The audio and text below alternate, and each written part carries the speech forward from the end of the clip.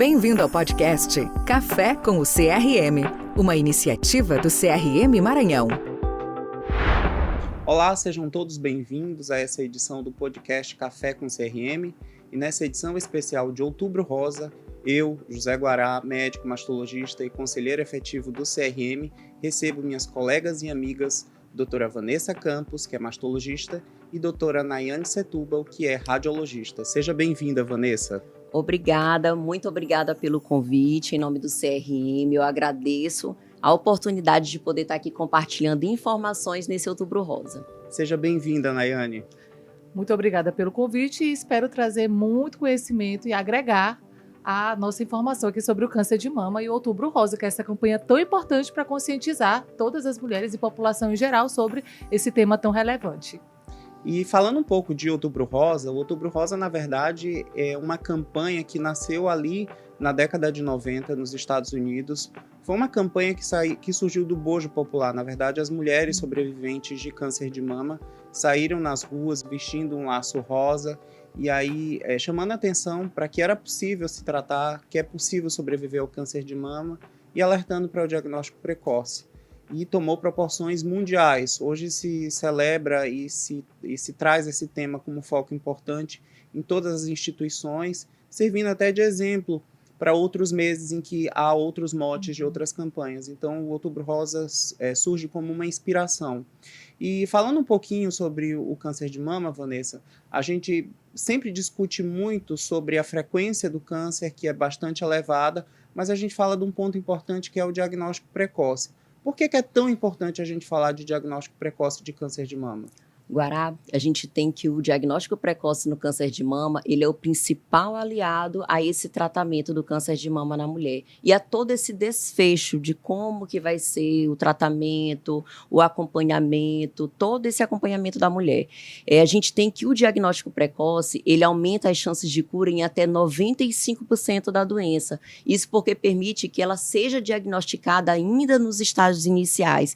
E a gente vê que essa chance de cura, ela já cai para aproximadamente 40% quando esse diagnóstico é dado num estádio avançado, como o estádio 3.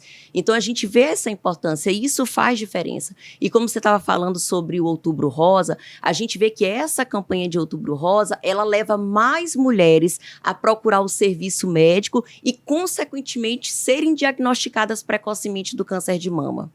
Quando a gente fala de diagnóstico precoce, então você está falando de uma fase pré-clínica, ou seja, uma fase assintomática da doença.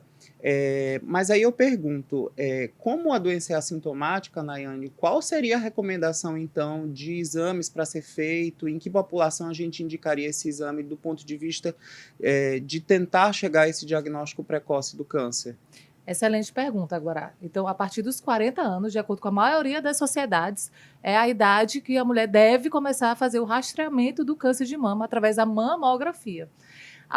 O Ministério da Saúde fala 50 anos, mas existe uma polêmica, a gente tenta fazer com que antecipe para os 40 anos, que a maioria da Sociedade Brasileira de Mastologia, Radiologia, então Febrasgo, que é a de ginecologia e obstetrícia, a maioria das sociedades tem essa uniformidade, né, de 40 anos de idade, sendo a mamografia realizada anualmente.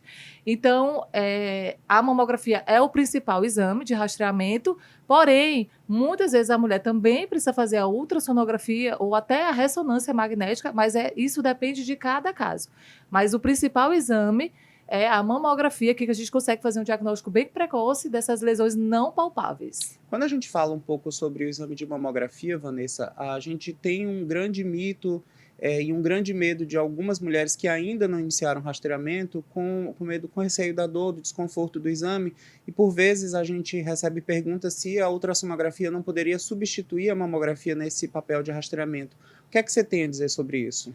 A ultrassom nem ressonância não substitui a mamografia. A gente vê que a mamografia é um exame fundamental na detecção precoce do câncer de mama, é o único que tem a redução da mortalidade por câncer de mama. E só para complementar o que a Nayane falou em relação aos 40 anos, a gente vê que teve um aumento da incidência nesse grupo, dos 40 aos 50 anos. Por isso que é importante que toda mulher a partir dos 40 faça o seu exame de mamografia.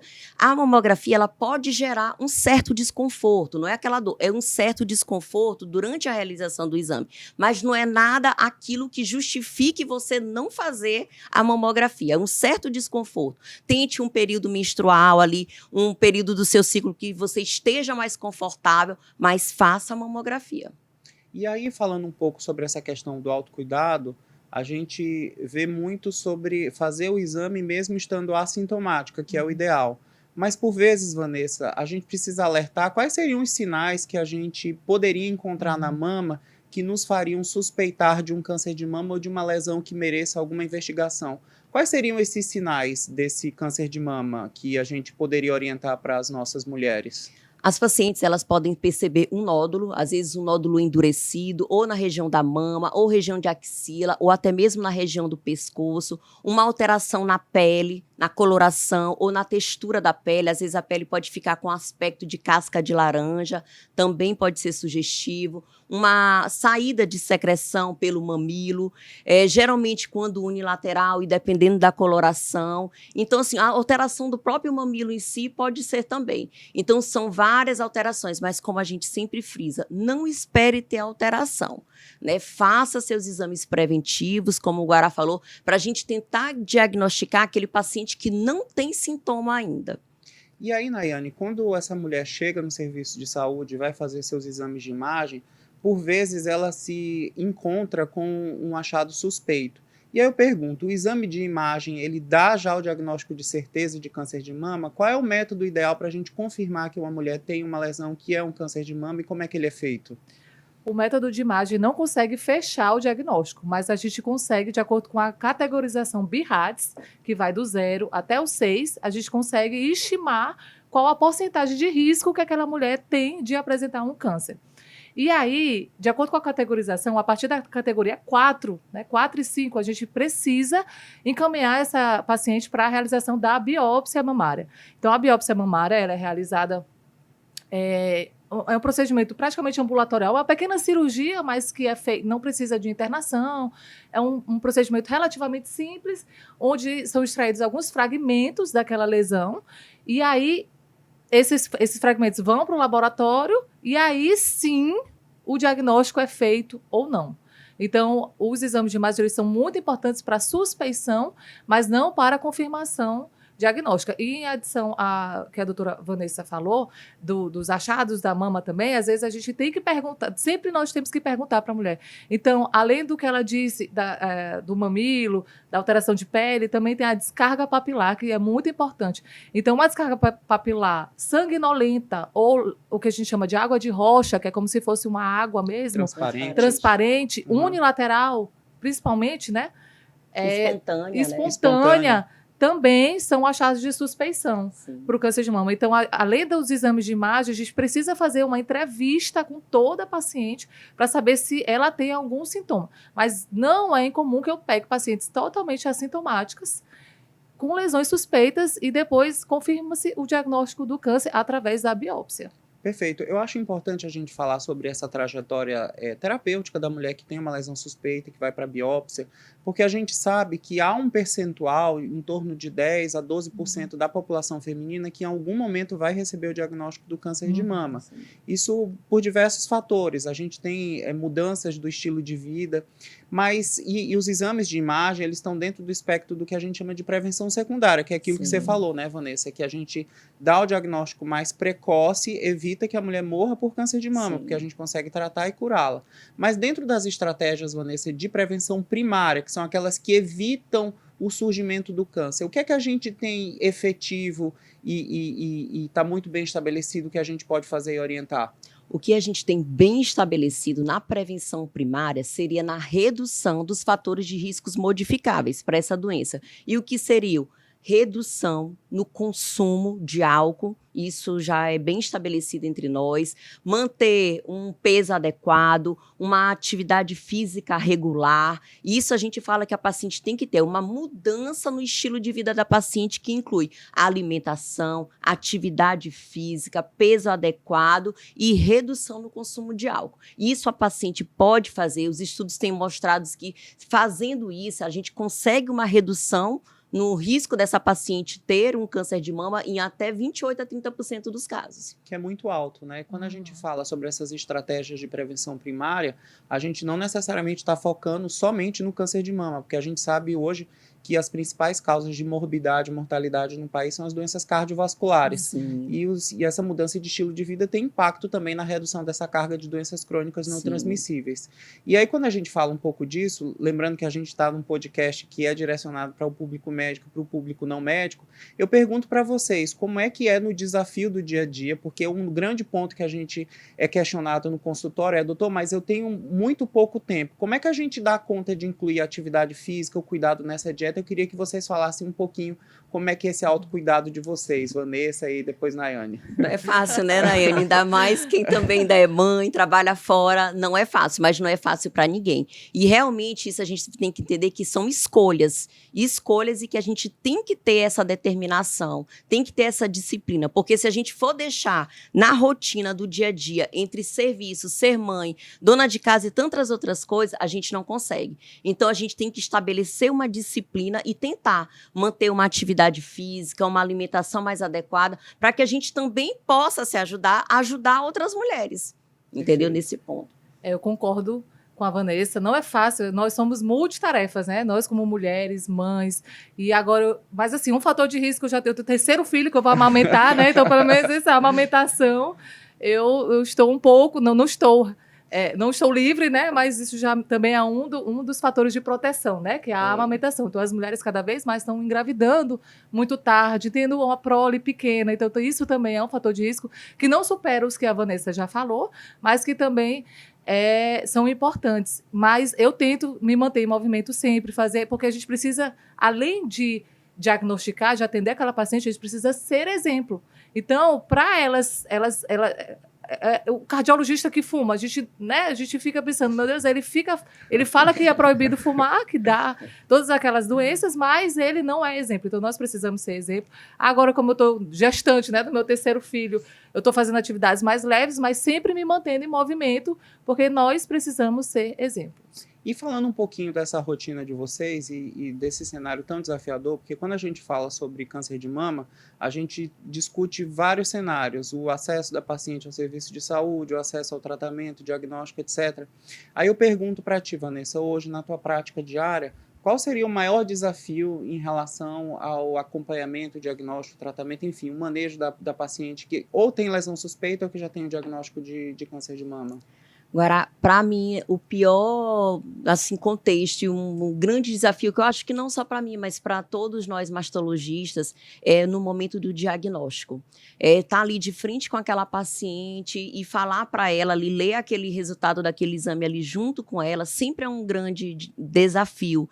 A gente, às vezes, não sabe como essa paciente vai reagir, né? Umas já são mais, outras ficam mais na dela, ali no introspectivo.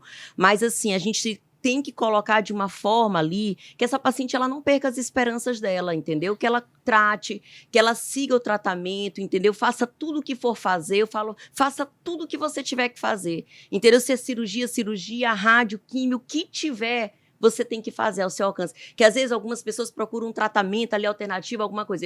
Para você ficar bem, curar, o que for proposto, faça, que é para o seu bem, entendeu? Então, o que tiver à sua frente, faça. Entendeu? E vá confiante, a gente tem que ter fé e confiança em Deus. Então, a gente faz o tratamento colocando Deus na frente de tudo. Maravilha. E você, Nayane? Assim, você acaba tendo, o radiologista, né, Vanessa, acaba tendo um papel que é um papel importante e é um papel de bastidor, que é o papel que alerta e que diz, olha, precisa ir aqui, procure. Tem alguma coisa, procure.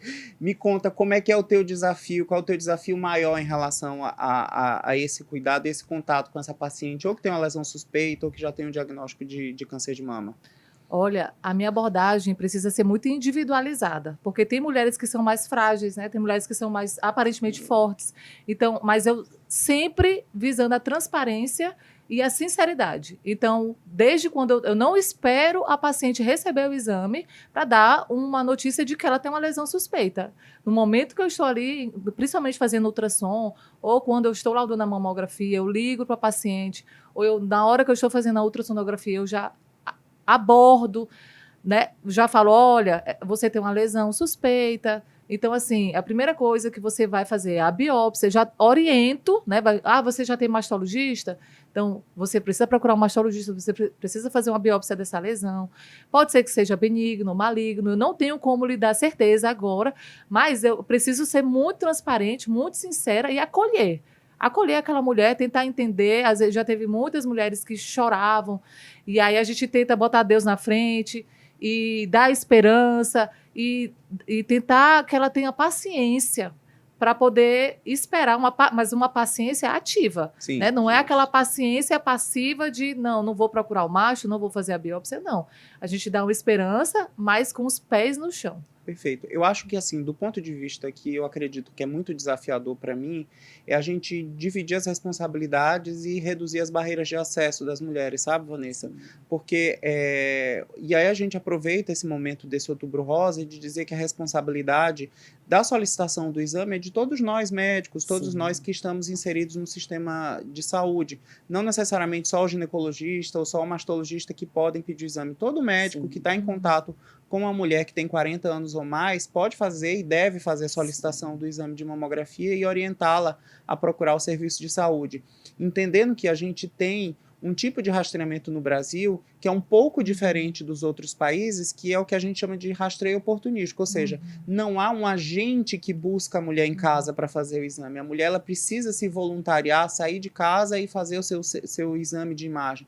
E é por isso que a gente tem taxas de cobertura mamográficas que são muito reduzidas, especialmente no estado do Maranhão.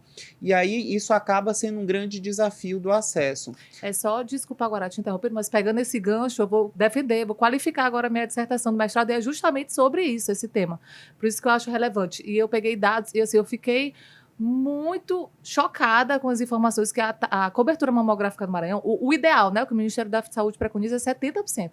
A cobertura do Maranhão, ela é de 7%. Então, imagine, de 7 para 70 é um limbo enorme. Então, a cobertura é baixíssima. E aí eu fui tentar entender o que está acontecendo, por que se é distribuição de mamógrafos, se essas mulheres não estão fazendo por falta de conscientização. E aí eu vi que tem mamógrafo a mais do que é necessário para o Estado, mas existe algum entrave aí no meio que...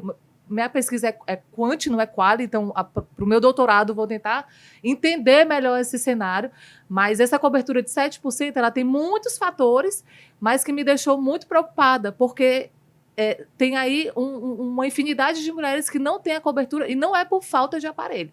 Tem aparelhos sobressalentes. O problema é a distribuição, né? Que a gente vê que às vezes se concentra, às vezes na capital e às vezes o interior fica um pouco. Mas aqui na defasado. capital tem 7 mamógrafos, mas tem mamógrafos sobressalentes. Tipo assim, precisaria aqui na capital de 4. Então, assim, eu ainda estou tentando entender, que já é para o meu doutorado, por que essas mulheres não. Por que essa cobertura é tão baixa? Porque se a gente fosse compreender, pelo menos da população que é da região metropolitana de São Luís, a gente não teria uma taxa de cobertura tão baixa assim. Falando um pouquinho mais, para a gente entrar um pouco sobre as questões sobre mitos e verdades do câncer de mama, como é um assunto que ganha uma proporção popular e uma proporção universal, a gente escuta e tem acesso a diversos vídeos, informações que são veiculadas pela internet, às vezes algumas de boa qualidade, outras que não são de boa qualidade, então é importante a gente qualificar ou desqualificar algumas informações que a gente tem. Vanessa, todo câncer de mama é igual? É a mesma doença? Não. A gente vê que o câncer de mama, apesar de ter câncer, tem assim uma infinidade de tipos. Por isso que quando a gente pega uma paciente, às vezes uma outra pessoa diz assim, fulano morreu por causa disso, isso aí e tal. Não é assim. Cada caso é um caso. Desde o diagnóstico ao tipo, ao tratamento, é todo personalizado e individualizado. A gente já depende da localização da mama, se no ducto ou se no lóbulo. E depende também do subtipo, da parte molecular desse tumor. Qual é? Tem pacientes que às vezes são luminais, outros triplo negativo, R2. Então, é uma infinidade de tipos. Por isso que a gente não pode igualar e botar tudo num pacote só, na mesma casinha. Cada caso é um caso. E aí a gente vê muito, Nayane, uma preocupação, de uma maneira geral, com nódulos. E a gente sabe que, assim, há uma frequência grande de nódulos benignos na mama. E eu queria que você falasse, todo nódulo é câncer Ou todo câncer surge através de um nódulo ou como um nódulo? O câncer, geralmente, ele já nasce câncer, né? Então, muita mulher que faz o controle de nódulos, a gente faz justamente para poder certificar de que aquilo ali não é um câncer. Então, o nódulo, o fibroadenoma, que é o nódulo mais comum da mama, ele nasce benigno e vai morrer benigno, né? No final, ele vira uma calcificação ali. Que o pipoca saiu agora da terminologia, né? Mas viraria uma calcificação em pipoca, que a gente chamava antes. E aí, o câncer, ele já nasce câncer. Né? Obviamente que na medicina nem sempre nem nunca. Existem algumas lesões benignas que se malignizam, né? Algumas atipias que vão se malignizar, mas em geral o câncer nasce câncer e o nódulo benigno nasce benigno. E é importante pegar essa deixa também para falar que existem também os cistos, que são muito comuns e recorrentes. Então a mulher várias vezes chegou lá, a paciente lá desesperada para fazer ultrassom, porque estava com a queixa palpável e era um baita de um cisto que é benigno. Então, é importante que a mulher tenha esse cuidado também de fazer o exame de rastreamento assintomático, mas em face de alguma lesão palpável, ela também não se desespere a princípio, porque a chance de ser uma lesão benigna, como um fibroadenoma ou um cisto, é altíssima. Porque a gente sabe que a incidência do câncer não é tão alta como essas... Comparado com as alterações benignas. Exatamente. Né? Só para complementar, falar, doutora Nayane, a maioria dos nódulos que essa mulher percebe ou que é detectado no exame, elas são benignas. A maioria são benignas. E complementando a pergunta do Guará, esse câncer, ele não é diagnosticado somente através de nódulo. Nós temos também outras alterações que podem ter diagnóstico de câncer, como uma assimetria, uma área de distorção no exame, que a Nayane fala com mais propriedade do assunto. Temos também calcificações suspeitas, que também podem ali estar sinalizando um câncer. Então, tem várias outras alterações que não necessariamente um nódulo. E falando um pouquinho dessa questão quase que mítica do exame de mamografia, porque ele tem muita informação que a gente tem. E aí, Nayane, uma pergunta recorrente, quando a gente vai em palestras e as pacientes perguntam, mas fazer tanta mamografia assim, que é um exame com radiação, isso não é prejudicial, isso não induz um câncer? A mamografia induz o câncer de mama por conta da radiação? Isso é verdade? É mito. Mito, porque a dose de radiação é baixíssima. Se você passar 4 horas se expondo à luz solar, é a mesma dose de radiação que você toma ali na mamografia, durante o exame. Então, é mito, deve ser feito anualmente, não menos do que isso, a não ser casos muito específicos. Que às vezes a gente faz, né? Que às vezes é necessário, mas, em geral, anualmente já é necessário, até porque existem os carcinomas de intervalo, então, às vezes, são neoplasias que crescem muito rapidamente. Então, é importante que seja feito esse rastreio anual, mas, às vezes, antecipa um pouco, mas nunca bianual ou mais do que 2 anos, porque aí a gente pode perder justamente o que nós começamos aqui no nosso podcast falando, que é o diagnóstico precoce. E essa informação é super importante, Guará, porque a gente vê muito fake news, muita informação distorcida em relação a essa radiação, o medo de se expor a essa radiação, né, da paciente. Mas eu falo que ela sempre tem que ver que o medo de deixar passar esse câncer durante esse intervalo deve ser maior do que se expor a essa radiação, como a Nayane falou, que às vezes é 4 horas de exposição solar, que às vezes a gente fica numa praia ou em um outro lugar, entendeu? E a gente vê muito que algumas informações como essa acabam afastando, né, as mulheres de procurar o serviço de saúde de qualidade, ou então substituindo o exame de mamografia pela ultrassonografia, achando que está fazendo o rastreamento. E a gente entende, né, como você falou, que em torno de 20% dos tumores iniciais de mama são diagnosticados através de microcalcificações suspeitas. E só a mamografia vai dar conta, né, Nayane? Nem a ressonância consegue, eventualmente, identificar essas microcalcificações. Então, é um ponto importante que a gente tem para fincar a importância do exame mamográfico, que a gente já usa na prática médica há mais de 5 décadas e tem se mostrado bastante efetivo, reduz a mortalidade por câncer de mama e ele não tem essa relação com tumor radioinduzido.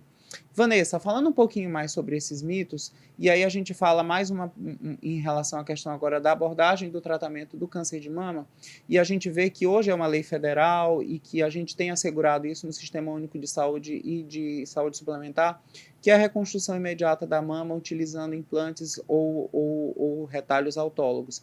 E a gente vê e escuta algumas mulheres que ainda não desejam fazer reconstrução com medo de que a reconstrução aumente o risco de recorrência, de que a doença volte mais com a colocação da prótese.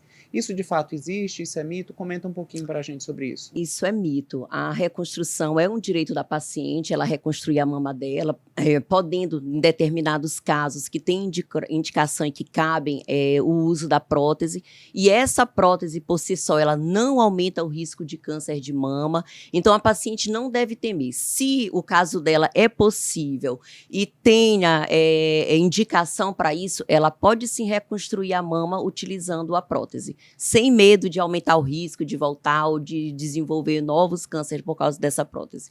E um ponto importante, Vanessa, a mastectomia, ela é mais segura do que a quadrantectomia, que é a cirurgia que retira somente o tumor, com margem de segurança quando ela é possível. Quando a gente tem as duas opções, eu opto por quem? Quem é mais seguro? O quadrante, a mastectomia, são iguais? Fala um pouquinho pra gente. Os estudos já são bem consolidados em relação a isso e não se tem diferença em relação à mastectomia e à cirurgia conservadora associada à radioterapia. Inicialmente, os casos todos eram tratados dentro daquela caixinha, todos com mastectomia, mas com o advento da radioterapia e de outros avanços que a gente pôde ter na medicina, já foi observado, e isso é claro entre nós, que os dois tratamentos são equivalentes. Mas cada caso é um caso, tem paciente que a gente vê que não tem como fazer o quadrante com a radioterapia, que a gente já indica a mastectomia, mas em termos de equivalência, os tratamentos são iguais. E aí, Nayane, a gente vê muito hoje as pacientes cada vez mais com diagnóstico precoce fazendo cirurgias menos invasivas, cirurgias em que a gente preserva o formato e o contorno da mama, e essa mama ela é preservada durante o tratamento. E aí, depois da radioterapia, eu te pergunto, essa paciente precisa continuar fazendo a mamografia dessa mama que foi tratada? Olha, depende do tanto que fica de mama, né? Se for uma mastectomia radical, a gente não faz, né? Obviamente, porque não tem parênquima ali. Mas se ficar uma quantidade suficiente para que ela não sinta desconforto, e principalmente na época que ela está fazendo a radioterapia, não tem indicação. Uhum. Por conta que a mama está queimada ali, né? A radioterapia é como se fosse uma queimadura ali na mama. Então, não tem indicação, mas depois do tratamento de alguns anos, é relativo. A gente individualiza cada caso. Alguns casos a gente não pede para fazer a mamografia, mas em alguns casos que ficam um parênquima viável ali e suficiente, a gente pode fazer a mamografia, até porque existe, a mulher que já teve câncer de mama, ela tem um risco de recorrência alto, né? Então, ela já é o fato dela ter tido um câncer previamente, é um fator de risco para ela ter outro câncer de mama sincrônico ou assincrônico. Então, a gente individualiza aquele caso, sempre. Vanessa, você quer comentar um pouquinho desse cuidado pós-tratamento? Assim, além da realização dos exames, o que é que a gente recomenda mais? Geralmente, essa paciente, quando faz uma cirurgia conservadora, a gente recomenda, sim, continuar o rastreio mamográfico. Eu acho que o tempo adequado, às vezes, dependendo do caso e qual foi a indicação, eu peço, às vezes, com 6 meses pós-rádio, entendeu? Os exames de controle, não antes disso, porque, como a Nani falou, tem a parte da alteração pelo próprio exame, né? A gente vê que a mama fica alterada, tanto fora como por dentro, tem as alterações secundárias ao tratamento, e aí, dependendo, depois desses 6 meses, a gente sempre pede, sim, um controle. A paciente fica fazendo um acompanhamento, um exame físico, às vezes a gente pede o ultrassom como complemento e fica fazendo esse acompanhamento e sempre incentivando ela a ter essa mudança no estilo de vida, que a gente vê que também reduz o risco dessa doença voltar. Mas justamente, como as cirurgias são muito conservadoras, a grande maioria das pacientes a gente consegue continuar o rastreamento normalmente. Agora, quando tem muito pouco parênquima viável ali, aí a gente individualiza. Exato. É porque a gente tem dois contextos diferentes. Sim. Aquela em que a mama ela é preservada e quando a mama não é preservada. E aí mesmo com a prótese, não, mas a mama foi removida. Aí, às vezes a gente tem é sempre importante exames anteriores, também levar exames anteriores e comunicação, porque a mama operada, ela nunca vai ser uma mama normal, assim, né? Ela Sim. vai ter espessamento de pele, ela vai ter algumas áreas de Alteração. assimetria, um aumento do trabeculado mamário ali. Então, a gente precisa dessas informações e dos exames anteriores para fazer o estudo comparativo e saber se teve... Porque como existe o risco de recidiva, a gente precisa saber se aquela alteração parenquimatosa ali é uma recidiva ou é secundário a uma manipulação cirúrgica prévia. Então, é sempre importante essa conscientização das mulheres que mamografia ela deve ser guardada por, no mínimo, 5 anos. E levá-la sempre quando for fazer um novo exame para um médico radiologista sempre fazer o comparativo com os anteriores. E aí, nesse sentido dessa questão desse cuidado dessas mulheres, Vanessa, e além dessa questão da mudança de estilo de vida, o que é que você percebe do ponto de vista do que essa mulher precisa ter de cuidado do ponto de vista relacional, do ponto de vista social, para que a gente consiga manter essa saúde da mulher que já foi tratada de câncer de mama? Fala um pouquinho aí sobre as questões que estão dentro desse bojo da saúde que a OMS fala que é de bem-estar não somente físico, mas um bem-estar social, psíquico. Ela recomenda até um tratamento abrangente, né? Como ela fala, promoção à saúde, diagnóstico oportuno e um tratamento abrangente. Exato. Esse tratamento abrangente, ela envolve a mulher como um todo, desde o apoio, como você está falando, né? Não apenas fazer o exame, mas o apoio. Eu falo o apoio emocional, o apoio da família, as pessoas que estão ao redor daquela mulher e o nosso acolhimento, né? A relação médico-paciente, o acolhimento, a forma como ela é recebida e cuidada e acompanhada por nós, profissional, durante esse projeto,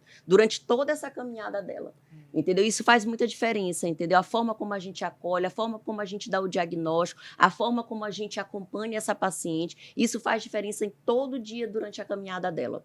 E a gente sempre tem que contar com o apoio da família, né? O esposo, os filhos, isso aí é muito importante e faz diferença na mulher. Uma mulher que é acompanhada, que ali se sente cuidada, querida, entendeu? Amada por todos. E a gente percebe muito, Nayane, que esses fatores que estão para além dos diagnósticos médicos, eles realmente têm um impacto muito importante no item que a gente tem muito cuidado de avaliar, que é a qualidade de vida da mulher que está passando pelo tratamento do câncer de mama ou que passou pelo tratamento do câncer de mama. Então, esses itens relacionados com apoio, rede de apoio, informação de qualidade, mudança de estilo de vida, alimentação saudável, apoio psicológico quando há necessidade, tudo isso tem uma interferência positiva no desfecho da doença e do tratamento para que a mulher chegue e alcance a cura. A gente está começando a encerrar aqui o nosso podcast e eu já inicio agradecendo muitíssimo a presença de todas vocês. Eu acho que a gente teve um momento muito oportuno de discutir coisas importantes, diagnóstico, mitos, tratamento, o panorama do câncer de mama no Brasil, no mundo e no estado do Maranhão. E eu queria passar para a Nayane fazer suas considerações finais para que a gente possa encerrar o nosso podcast de hoje. Guará, eu agradeço muito a oportunidade de estar aqui falando sobre um tema tão importante. O câncer de mama hoje é uma realidade. Quem não conhece alguma mulher aqui que tem um câncer de mama ou que já teve, mas a chance de cura é altíssima com o diagnóstico precoce. Então, o que eu quero que fique aqui muito claro é que as mulheres precisam, não só nesse mês de conscientização, mas ao longo do ano, cuidar da sua saúde, não só do ponto de vista de exames, mas também do ponto de vista multifatorial, né? Do ponto de vista que a gente abordou bem aqui, exercícios físicos, alimentação, o tabagismo, né? A cessação do tabagismo, então não fumar. Então, que as mulheres elas se estendam para além do Outubro Rosa e sempre procurem se conscientizar, fazer os exames, se cuidar e ter a certeza de que é uma chance, a mulher tem 99%, o homem é só 1% das neoplasias mamárias, né? Então o homem ele está mais... Então, como tu falaste, 9 a 10 de cada tu falaste, 1 a cada 9 ou 10 mulheres terão câncer de mama ao longo da vida. Então, se essa chance é tão alta, então a gente precisa dessa conscientização e dessa condução da mulher para o diagnóstico precoce e se... Infelizmente, ela ter o diagnóstico ao longo da vida, ela consiga a cura 95% do que 40%, né? Que a Vanessa falou no começo, quando já está no estágio 3. Então, eu acho que o que deve ficar aqui para esse podcast, eu vou agradecer a doutora Vanessa, maravilhosa, do Guará, excelentes profissionais e que ela enfrente e que ela tenha certeza de que se ela fizer tudo certinho, e não esses tratamentos alternativos, ela vai ter a cura dela e ela vai ser uma vencedora. Vanessa, suas considerações finais. Eu agradeço imensamente o convite por estar aqui. Quero também parabenizar o CRM pela iniciativa de fazer momentos como esse, de troca de informação, de compartilhamento de informação para o público. Isso é super importante, que às vezes a gente tira ali um mito, uma informação errada, e agradeço imensamente por estar aqui. E que fique para as mulheres, para as nossas mulheres, esse cuidado, que às vezes a mulher ela tem tantas outras preocupações, ela se preocupa com tanta gente, com a família, com os filhos, com o esposo, com os pais, mas ela deixa de olhar para ela. Mas ela tem que entender que ela, como muro ali, como suporte, ela tem que estar bem para ela poder cuidar dos outros. Entendeu? Então, para você estar bem, você tem que se cuidar primeiro, começando com a mudança do estilo de vida e fazendo seus exames preventivos, como a doutora Nayane muito bem colocou. Eu agradeço a oportunidade de estar aqui com vocês nesse momento. Eu agradeço muitíssimo, Vanessa, Nayane, agradeço ao CRM pela oportunidade da gente estar discutindo isso aqui. E é importante deixar como mensagem final: o Outubro Rosa é um momento de conscientização em relação ao câncer de mama, mas a gente precisa fazer o ano todo rosa. E lembrar que todas as mulheres que têm 40 anos ou mais têm direito assegurado por lei em fazer seu exame de mamografia, seja no Sistema Único de Saúde ou nos serviços privados de saúde suplementar. Peça para o seu médico se ainda você não fez o seu exame de mamografia e vamos todos entrar nessa corrente do bem. Muito obrigada e até a próxima oportunidade. Café com o CRM Maranhão. Seja bem-vindo ao podcast dos médicos e médicas maranhenses.